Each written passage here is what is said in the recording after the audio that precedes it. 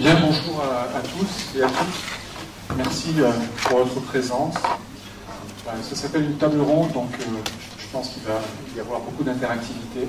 L'idée, c'est effectivement d'échanger sur ce dossier, qui est un dossier extrêmement important, comme vous l'avez compris, ce qui justifie d'ailleurs le fait que vous soyez là, j'imagine. Je vais tout de suite donner la parole à Madame Brigitte Serroussi. Madame Serroussi, bonjour Madame, et MCUPH, elle est chargée de mission à la délégation à la stratégie des systèmes d'information en santé. Et donc elle va nous parler du dossier médical personnel, qui va peut-être s'appeler le DMPP alors, puisqu'il devient partagé. Je crois qu'il va s'appeler toujours DMP. Il est toujours DMP, vous avez la parole alors. Merci beaucoup. Écoutez, merci d'abord aux organisateurs d'avoir invité le ministère et en particulier la délégation à la stratégie des systèmes d'information de santé à présenter le sujet justement du DMP qui, comme vous l'avez dit, effectivement gardera son acronyme, mais passera de personnel à partager. Je pense que tout le monde est au courant du dossier de presse du DMP, qui est un dossier très lourd et qui est plutôt conséquent en termes pas uniquement positifs et qui est largement critique. Alors ce DMP qui est un dossier lourd, pourquoi? Donc il y a une histoire qui est chaotique, que vous connaissez très bien, que j'ai rappelée très rapidement avec des étapes chronologiques qui m'ont semblé être marquantes, et qui aboutit finalement, on va dire, à la première relance du DMP en 2009, avec la loi du 21 juillet 2009, et la création de la ZIP Santé, suite à un précédent début qui était plus ou moins pas réussi, en particulier, et ça c'est important je crois, du fait des problèmes de crainte sur la confidentialité des données qui avaient été soulevés par la CNIL. Donc, cette relance du DMP en 2009, elle s'accompagne de la création de la ZIP et d'un travail de proximité avec la CNIL pour renforcer la confidentialité des données. Ça aboutit en 2011 à un DMP qui est testé dans 4 régions pilotes, puis plus de régions pilotes. Et en 2012, un rapport de la Cour des comptes, en août 2012, qui met un petit peu le pavé dans la mare et qui explique que les coûts de ce DMP sont très excessifs, compte tenu finalement des résultats observés. Alors qu'est-ce qu'on a en 2012? On a un dispositif qui est opérationnel sur le plan technique, puisqu'il y a quand même à peu près 350 000 DMP qui ont été ouverts. Donc ça c'est la preuve d'une fonctionnalité technique. Il y a un 100e logiciel homologué DMP compatible, donc il y a effectivement un mouvement des éditeurs vers la DMP compatibilité. Néanmoins, une faible appropriation par les professionnels de santé, puisque seulement 180 000 DMP en septembre 2012. Donc là, effectivement, la question est posée, est-ce qu'il faut continuer à avancer? Est-ce qu'on arrête tout? Est-ce qu'on recommence à zéro? Donc c'était ce qui était préconisé par un certain nombre de protagonistes. Et là, en fait, la ministre dit non, on ne va pas finalement gâcher ce qui a déjà été dépensé en mettant tout par terre ou en recommençant à zéro. On va retravailler le sujet pour l'orienter de façon à le cadrer dans cette fameuse médecine des parcours qu'on observe de plus en plus du fait du vieillissement de la population et d'une population qui est de plus en plus polypathologique. Donc là, on a un message clair de la ministre qui est un changement de gouvernance, un recentrage sur le parcours de soins et un DMP qui doit s'associer à la messagerie sécurisée. Néanmoins, cette annonce qui avait été faite, bien sûr, rassurait les acteurs de terrain, mais n'a pas été suffisamment explicite. Elle a été jugée floue par un certain nombre d'acteurs, notamment les politiques et un certain nombre de syndicats de médecins. D'autant plus qu'après cette annonce, c'est vrai qu'il y a eu un certain silence de la part de la ministre sur, ok, un DMP de 2e génération, mais comment, qui, avec qui, pourquoi. Donc en fait, ça a fait finalement pas autant de bien qu'on aurait aimé au niveau de la relance réellement du DMP. En effet, si on observe finalement la création hebdomadaire de DMP au niveau du temps, on a vu que depuis 2011, ça a augmenté, certes modestement, mais ça a augmenté. En 2012, comme si on avait un effet positif de cette première année de 2011, ça continue à augmenter. Et puis c'est vrai qu'au niveau de l'annonce de l'orientation du DMP2, ça s'est stabilisé. Et puis après, il n'y a plus rien eu. Et là, en fait, il y a eu de moins en moins de DMP créés par semaine.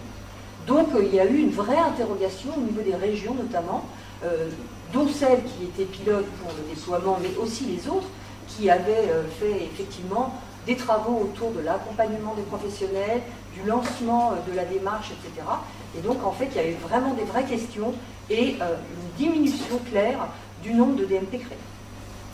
Alors je ne vais pas vous offenser en vous rappelant ce que c'est que le DMP, mais quand même, comme il y a beaucoup de gens qui en parlent en disant « Ah, ça serait bien si le DMP faisait ci, et ça serait bien si le DMP faisait ça », et quand on leur dit « Mais vous savez, ça le fait déjà », on s'aperçoit que finalement, ceux qui en parlent le plus, en fait, ne le connaissent que moins. Donc, je vais juste passer le temps de quelques transparents pour vous donner des copies d'écran qui ont été extraites de la démo qui a été faite à la ministre et à son directeur de cabinet en février 2014. Ça, c'est une démo qui est... Enfin, c'était une démo opérationnelle, moi j'ai extrait des copies d'écran. Donc voilà, en fait, je vais aller très très vite pour ne pas vous embêter quand même. En fait, le DMP, c'est une espèce de rustine sur le dossier patient informatisé du professionnel de santé. Ce n'est pas un dossier en plus, ce n'est pas un dossier à côté, c'est juste quelque chose qui est dans l'ombre de son outil de travail au quotidien. Quand le médecin ou le professionnel de santé plus largement se connecte à son dossier patient, son outil informatique, il arrive au niveau de la journée, il a son emploi du temps, il a les patients qu'il va recevoir, il sait ceux qui ont un DMP, lorsque la petite étiquette est verte, c'est des DMP auxquels lui a accès, quand la étiquette est grise, c'est des DMP auxquels il n'a pas accès, puis quand il n'y a rien, il n'y a pas de DMP pour ses patients. Il a aussi une information qui lui rappelle que pour un certain nombre de patients, il y a des informations nouvelles dans le DMP, il y a des informations nouvelles reçues par messagerie sécurisée, et il y a des messageries qui sont en attente de des messages en attente de classement. Il peut, en cliquant sur un des patients, avoir un accès au contenu du dossier de ce patient-là, soit par une accumulation de documents avec toujours cette petite étiquette qui dit ça vient du DMP, ça vient pas du DMP, c'est dans la ça a été obtenu par messagerie. Donc ça c'est le format classique des documents qui s'accumulent dans un ordre chronologique. Hein. Et puis vous avez aussi la vision parcours avec une frise qui au cours du temps va signifier tous les différents épisodes du patient avec des documents qui sont représentés par des petites icônes. Quand on passe la souris dessus, on a le type de document et la date, et quand on clique dessus, on a le document, on a accès au document. Alors, il y a plusieurs types de documents suivant la structuration, et ça c'est un mot sur lequel on va revenir. Suivant la structuration des documents, vous allez avoir le PDF à plat, et vous allez avoir des documents qui vont être plus structurés, dont les comptes rendus de biologie, puisqu'ils sont produits nativement structurés. Ces comptes rendus de biologie, qui sont nativement structurés, on peut donc les exploiter pour faire des choses de ce type-là, c'est-à-dire soit construire des tableaux de valeurs, soit construire des courbes, soit construire ce qu'on veut, puisqu'on a l'atome de connaissances qui permet après de jouer avec au niveau d'une visualisation.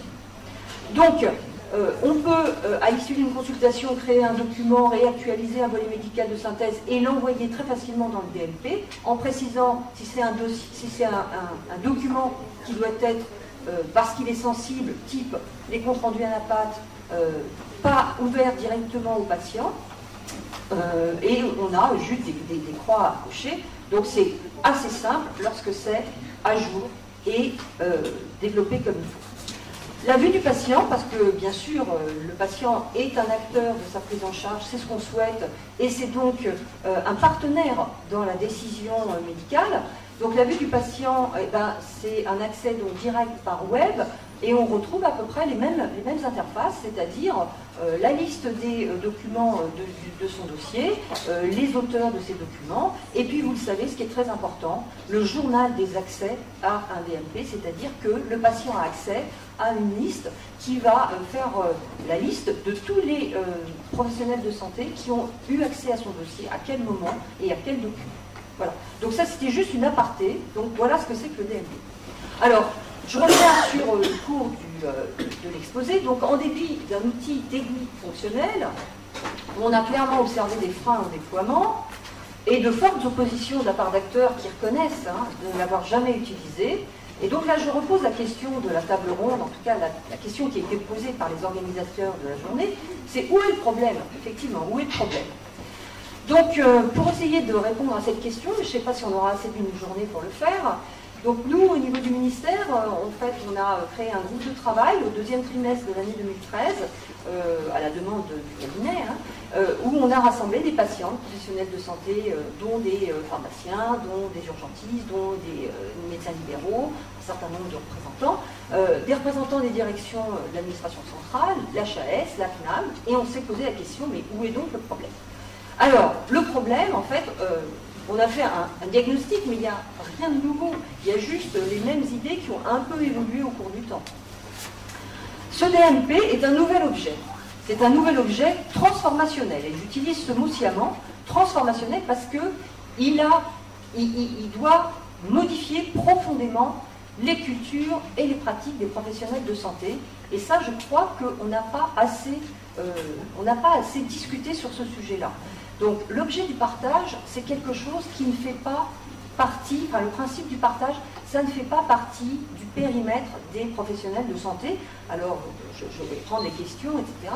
Je vois bien que effectivement c'est pas quelque chose de facile à entendre, mais n'empêche que le cursus des études médicales, c'est un premier concours, un examen classant, et finalement une pédagogie qui est centrée sur mon patient, c'est mes données, c'est mon patient et c'est moi. Aujourd'hui, c'est fini, moi. Le colloque singulier, oui, d'accord, mais à plusieurs. Il y a plusieurs médecins dans la boucle de la prise en charge. Il y a ceux qui sont identifiés, j'ai envie de dire, avec lesquels on peut correspondre par messagerie sécurisée, puisqu'on les connaît. Et puis il y a ceux qui ne sont pas encore identifiés, mais qui vont venir dans cette boucle de la prise en charge du patient. Et c'est pour cela qu'il faut apprendre à partager. Partager les informations qui vont être utiles à la coordination de ces informations qui sont importantes pour tout nouveau professionnel de santé qui arriverait dans l'équipe de soins. On va voir que c'est quelque chose d'élargi. Tout nouveau professionnel de santé qui arriverait vierge de toute information concernant son patient parce que lui, on ne lui a rien envoyé par messagerie sécurisée. Donc l'objet du partage, au-delà de l'échange par messagerie sécurisée, c'est ça que vise comme fonctionnalité le DMP. Alors, le problème, c'est que la messagerie sécurisée, je fais un parallèle qui n'est pas du tout négatif, c'est juste pour dire que la messagerie sécurisée, c'est le courrier qu'on envoyait aux confrères, qu'on envoyait avant par la poste ou qu'on remettait aux patients pour qu'ils le remettent, et qu'on envoie après par messagerie sécurisée. Donc là, la dématérialisation, elle s'installe sur une pratique existante avec du papier. Donc elle remplace le papier. Les pratiques sont déjà en place, il suffit juste de changer la technique. Par contre, le partage, ça ne correspondait à aucun objet qu'il s'agissait, entre guillemets, juste de dématérialiser. Et c'est là, d'après nous également, une difficulté. Par ailleurs, on est partis tous d'un présupposé qui s'est avéré largement erroné, c'est que les PS, ils étaient prêts et demandeurs pour ce type d'outil. Par ailleurs, ce nouvel objet, c'est un objet qui est complexe. C'est un objet complexe qui doit s'installer sur des dizaines d'années, puisqu'il va suivre le patient, même si peut-être que la cible prioritaire aujourd'hui, c'est plutôt les personnes âgées. Néanmoins, on est au-delà des 36 mois, et donc on est quand même en nombre d'années conséquent. Il faut que ça tienne la route sur le temps. Donc ça, c'est quelque chose de complexe à gérer. Par ailleurs, il y a une multiplicité d'acteurs. Il y a bien sûr les professionnels de santé, mais il y a aussi les patients, et il y a des interactions via cet outil entre les professionnels de santé et les patients. Donc c'est une difficulté également. Par ailleurs, ce nouvel objet, il a un peu souffert de son ambiguïté. Alors bon, je dis bien sûr le P, qui était personnel, partagé, parfois même dans certaines presses poubelles, mais en fait, d'après moi, l'ambiguïté, c'est surtout le contenu. C'est qu'est-ce qu'on met dans le DMP finalement. Donc depuis juste une synthèse qui servirait de rapport sur l'état de santé d'un patient jusqu'à la liste exhaustive de son histoire médicale, c'est vrai que c'était assez flou finalement, et un professionnel de santé peut dire qu'est-ce que je le mets pas ce document, non je le mets pas, finalement ne met rien. Bon, ça faisait partie des choses qui ont été évoquées au niveau du groupe de travail. Alors il y a, et vous l'avez mentionné, il y a bien sûr des barrières techniques, donc on a observé que certes il y avait des versions DMP compatibles des logiciels métiers, mais finalement assez peu répandues en pratique, c'est-à-dire que les professionnels de santé n'avaient pas forcément investi dans ces dernières versions, parce qu'il n'y avait pas d'incitation, parce qu'il n'y avait pas d'accompagnement, et que pour certains professionnels de santé, upgrader, mettre à jour une version d'un logiciel métier, c'est pas évident. Il y a besoin d'être aidé, d'être soutenu, d'être encadré, et ça, on n'a pas pu le produire. En tout cas, il y a des régions qui ont fait des accompagnements, mais collectifs. Il n'y a pas eu moyen d'aller dans les cabinets, aider personnellement les professionnels à s'équiper, à avoir un environnement de travail, on va dire, qui permette de travailler convenablement et d'avoir donc une informatique au service des pratiques plutôt que le contraire.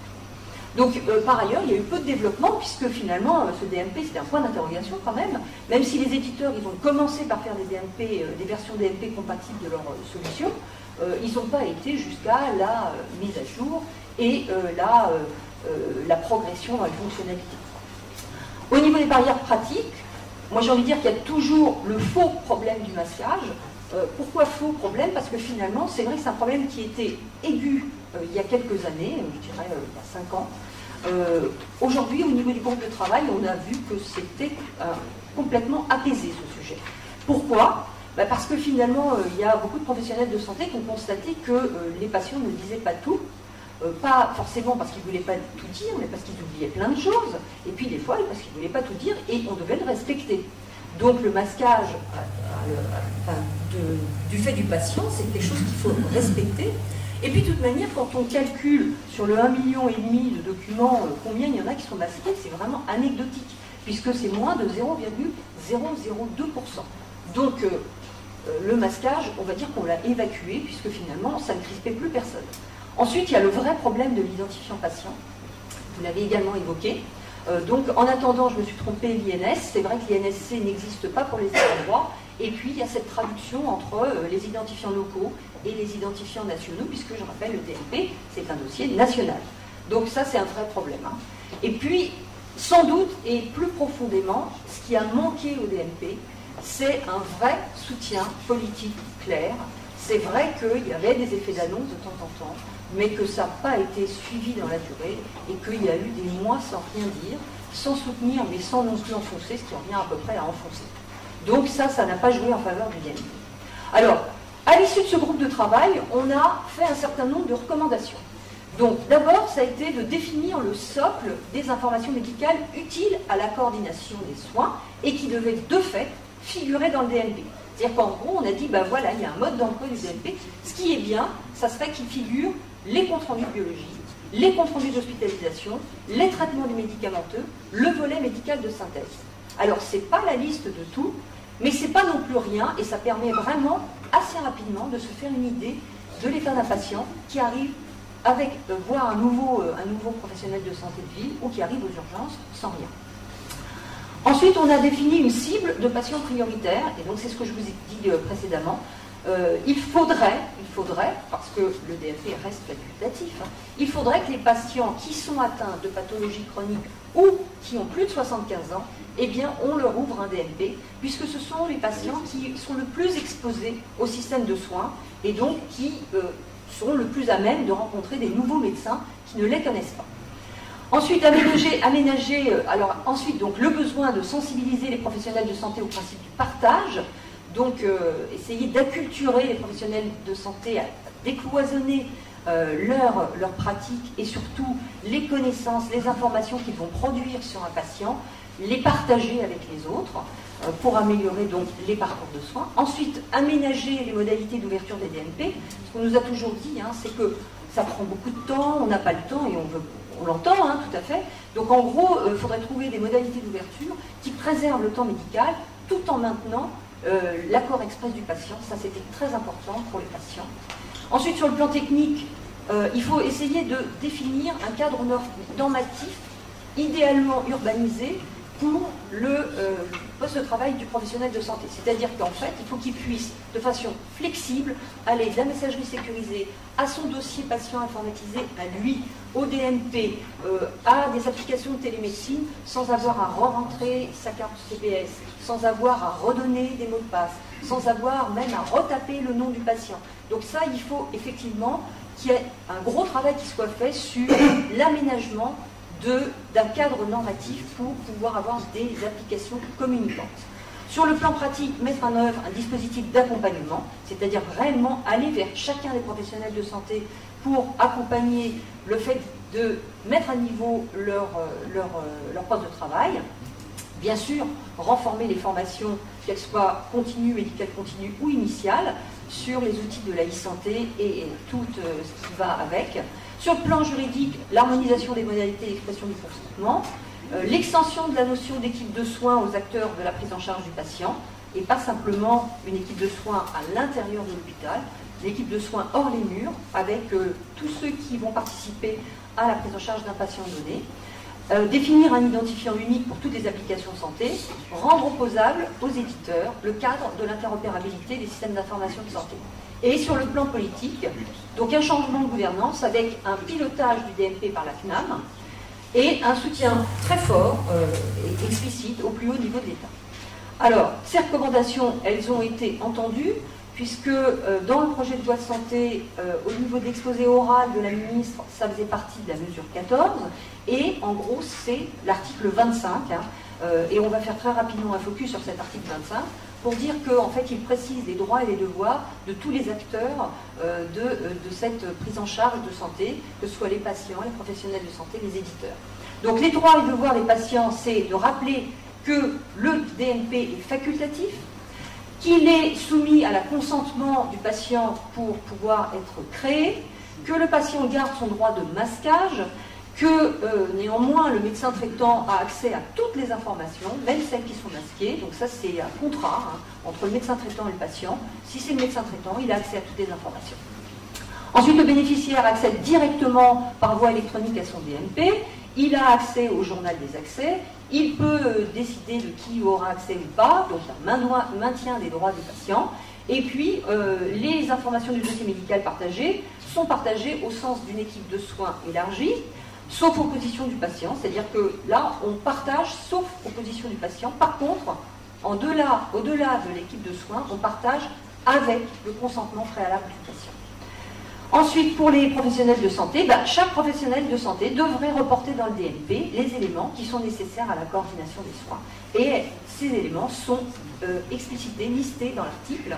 Donc c'est un CRH qui doit être conforme au contenu structuré par la HAS, c'est un volet médical de synthèse qui doit être conforme au contenu structuré par la HAS, c'est l'historique des remboursements, c'est, là on a maintenu le report des informations du DP dans le DMP, donc ça c'est quelque chose qu'on connaît déjà, il n'y a rien de nouveau. Et puis il y a un décret biologique en cours de finalisation qui va aussi demander à ce que les comptes rendus de biologie soient envoyés par messagerie sécurisée au prescripteur et poussés dans le DMP si le patient en a un. Pour les éditeurs, il va falloir respecter la sécurité et la confidentialité des données garanties par le respect des référentiels. L'hébergement des données de santé doit être fait avec des hébergeurs agréés. Les outils de santé doivent être en conformité avec le cadre d'interopérabilité. Et de plus, donc ça c'est un autre article du projet de loi de santé, il y aura un identifiant unique qui sera le NIR, donc la CNIL a donné son accord pour l'utilisation de NIR comme identifiant unique de santé. Et là, je vous ai mis juste le petit bout de l'article qui concernait cet objet-là. Alors, par ailleurs, sans doute ce qui a aussi manqué, c'est qu'on va mettre en place des incitations à faire à destination des établissements de santé d'une part, mais aussi du secteur libéral. Donc pour les établissements de santé, donc le DMP est déjà dans les projets hôpital numérique. Le versement du document de sortie devra être fait dans le DMP. C'est un nouvel IPAX qui va arriver en 2016 et ça appartient aussi à la prochaine vague de certification. Pareil pour la lettre de sortie, les prescriptions afférentes, les comptes rendus de passage aux urgences, les comptes rendus d'examen, ça devra être mis dans le DMP. L'instruction à destination des ARS est à venir pour le début de l'année prochaine. Pour le secteur libéral, donc, il y aura intégration du DMP dans la ROSP, dans les négociations conventionnelles au sens large, avec un accord sur les soins de proximité avec les maisons de santé et les centres de santé. Il y aura des recommandations d'ouverture des DMP dans le cadre du projet TRADO. Il va y avoir une campagne d'information qui devra être conduite par la CNAM sur le DMP à destination des usagers, en espérant que l'information permettra de réduire les explications à donner au moment de l'ouverture. Il y aura également des réflexions sur les modalités d'ouverture du DMP. Donc, on a par exemple des régions, la Picardie, qui expérimentent le DMP ouvert par les patients. Il y a des bornes dans les hôpitaux et ça a l'air d'être assez apprécié. Donc ça, c'est quelque chose qu'on pourrait éventuellement aussi instruire. On peut aussi envisager d'ouvrir les DMP lors de la mise en ALD. On peut aussi se dire qu'on ouvre automatiquement des DMP, mais ça serait des coquilles vides dont l'activation resterait soumise au consentement express du patient. La CNAM ambitionne également de faciliter l'accès des usagers à leur DMP via amélie.fr ou via leur compte internet sur Amélie. Et puis, la CNAM va aussi animer les travaux avec les éditeurs des logiciels de gestion de gabinet. Alors pour conclure, donc c'est un projet qui est difficile, qui est ambitieux, qui est complexe, c'est clair. Hein. Bon, on n'est pas les seuls. Hein. Le partage des données de santé, de toute manière, ça va être indispensable et obligatoire. Il y a de nombreux pays qui travaillent bien sûr sur ces sujets, que ce soit aux États-Unis ou en Europe. Il n'y a aucune solution qui est idéale. Elles ont toutes des inconvénients et des avantages. Donc nous, en fait, en France, on a une solution qu'on va dire pragmatique pour l'échange et le partage avec le DMP. Elle est techniquement opérationnelle, facile à utiliser quand on a un logiciel DMP compatible. Il y a un mode documentaire semi-structuré qui est tout à fait acceptable. Elle est sécurisée et il y a des travaux qui continuent sur la sécurisation et la confidentialité avec l'élaboration d'une politique générale de la sécurité des systèmes d'information en santé. Et c'est un travail qui se fait au ministère avec la CNIL. Elle a pas du tout, ce DMP n'a pas du tout vocation et ne sera jamais un substitut au DPI, donc le dossier patient du médecin. C'est un élément, ce DMP, du paysage. Donc il n'a pas vocation à être le seul. Par contre, il faut que ce paysage soit urbanisé pour qu'il y ait communication entre les différents points. Bien sûr, cette solution pragmatique, c'est une première pour commencer à y aller. Elle est appelée à évoluer par son architecture, par les flux de données qui vont effectivement circuler. Et elle s'inscrit dans une évolution vers une structuration plus forte des données. Il y a actuellement un programme Santé Connectée en collaboration avec la HAS et l'ASI qui vise à identifier des éléments importants qu'on va structurer pour pouvoir permettre d'avoir accès à ces informations plus facilement, que ce soit pour le médecin au niveau de l'évaluation des pratiques professionnelles ou que ce soit au niveau des patients qui sont pris en charge. Donc, est-ce que c'est un gâchis financier, ce DMP, au jour d'aujourd'hui? Alors, au jour d'aujourd'hui, avec le peu de dossiers ouverts, bien sûr, mais s'il y en avait eu plus, on n'aurait pas du tout parlé des coûts. Donc, ce qui paraît, en fait, important, c'est de rentabiliser, plutôt que de parler de gâchis. C'est que ce qui a été dépensé, c'est une somme importante, mais en gros, c'est quand même à la hauteur des projets SI de santé quand on compare avec les autres pays. Par contre, maintenant, il faut l'utiliser, il faut rentabiliser cet investissement. Donc c'est trop cher s'il n'y a pas d'usage, mais c'est finalement tout à fait dans la norme des coûts qui doivent être mis en œuvre si on voit avec des usages les bénéfices arriver.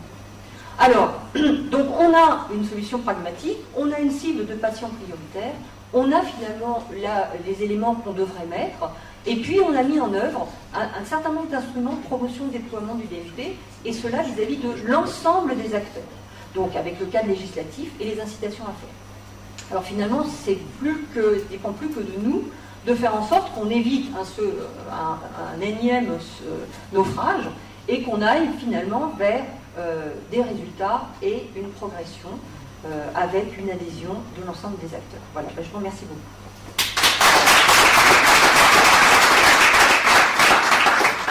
Merci Madame Serroussi d'avoir respecté votre temps de parole, ce qui laisse le temps pour poser une question courte et une réponse courte, s'il vous plaît. Une question courte. Madame. Anne Bernier, je travaille pour le programme de dépistage organisé des cancers en Isère.